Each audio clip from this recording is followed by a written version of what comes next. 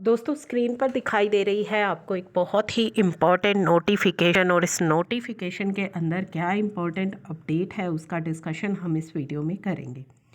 तो इस वीडियो के अंदर GSTR 9 से जुड़ा एक इम्पॉर्टेंट अपडेट हम जानेंगे। क्या इम्पॉर्टेंट अपडेट है? पहले तो काफ़ी सारी क्वेरीज आती हैं कि GSTR 9 की फाइलिंग 2021 के लिए किसे करना आवश्यक है। तो दोस्तों for the financial year 2021 same वही चीज़ है कि अगर आपका टर्नओवर 2 करोड़ से ज़्यादा है तो GSTR 9 की फाइलिंग आपके लिए मैंडेटरी है। अगर टर्नओवर 2 करोड़ से कम है तो आपके लिए GSTR 9 फाइलिंग को ऑप्शनल रखा गया है। तो ये तो हुई GSTR 9 से जुड़ी पहली बात। अब बात करते हैं GSTR 9C की।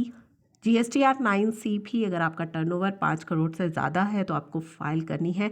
हालांकि अब इसे आपको सेल्फ सर्टिफाई करना है जो कि फाइनेंशियल ईयर 2021 के लिए एप्लीकेबल है। तो 9C के बारे में हमने यहाँ पे 9 और 9C किसे फाइल करनी है वो हमने यहाँ पे डिस्कस कर लिया है। इससे जुड़ी काफ़ी क्वेरीज आ रही थी। अब जो बहुत इम्पॉर्टेंट रिलीफ है उसकी बात करते हैं। क्या इम्पॉर्टेंट रिलीफ है? ये नोटिफिकेशन आपको स्क्रीन पर दिखाई दे रही है। इस नोटिफिकेशन के अंदर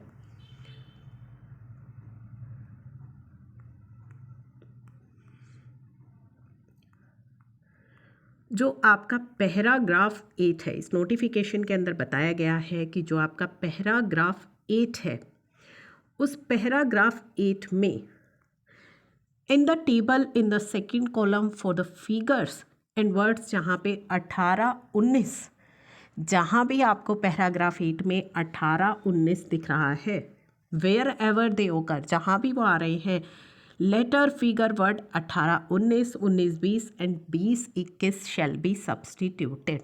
तो जहाँ भी 18-19 और 19-20 आ रही हैं वहाँ पे आप उसको रीड करेंगे 18-19, 19-20, 20-21।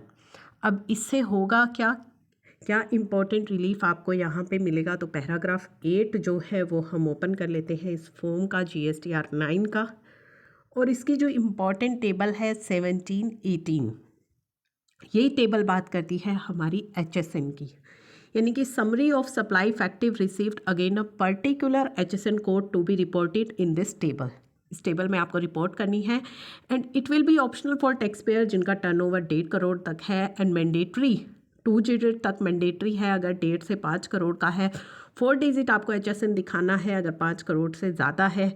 Unique quantity code details to be furnished only for supply of goods के केस में यूनिक क्वांटिटी कोड की डिटेल आपको देनी है। Quantity to be reported net of return, यानी कि जितना रिटर्न हो गया है उसको आपको लेस करके जो है रिपोर्ट करनी है। टेबल 12 जो है GSTR 1 की मे बी यूज़, आप उसको यूज़ कर सकते हैं टेबल 17 को फाइल करने के लिए। It may be notice summary details आपको किस केस में देनी है?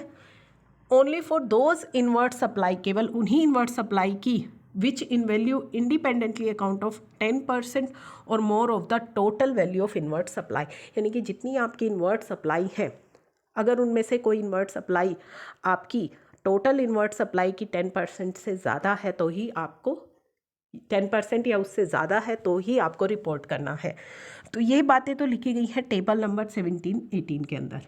लेकिन जो हमारा इम्पॉर्टेंट पॉइंट है वो क्या है? उस नोटिफिकेशन को हम देखें, जो भी मैंने आपको नोटिफिकेशन दिखाई थी कि जहाँ भी 18, 19, 19, 20 लिखा है वहाँ आप रीड करेंगे 18, 19, 19, 20, 20, 21। तो इससे अब होगा क्या? For the financial year 17, 18, 18, 19, 19, 20 registered person shall have option not to fill this table, कि वो इस टेबल को फिल ना करे 17-18, 18-19 और 19-20 के लिए। अब हम इसे रीड करेंगे 18-19, 19-20 और 20-21। तो 20-21 को भी हम यहाँ पे इंक्लूड कर लेंगे क्योंकि नोटिफिकेशन के अंदर कहा गया है कि आप 20-21 को भी ऐड करके चलेंगे। तो अगर 20-21 को भी यहाँ पे हम रीड करें तो उसका पूरा क्रक्स निकल करके आता है कि यहाँ पे हमारे पास ऑप्शन है 20-21 में भी कि not to fill this table, कि इस टेबल को हम फिल ना करें, ये हमें ऑप्शन दिया गया है।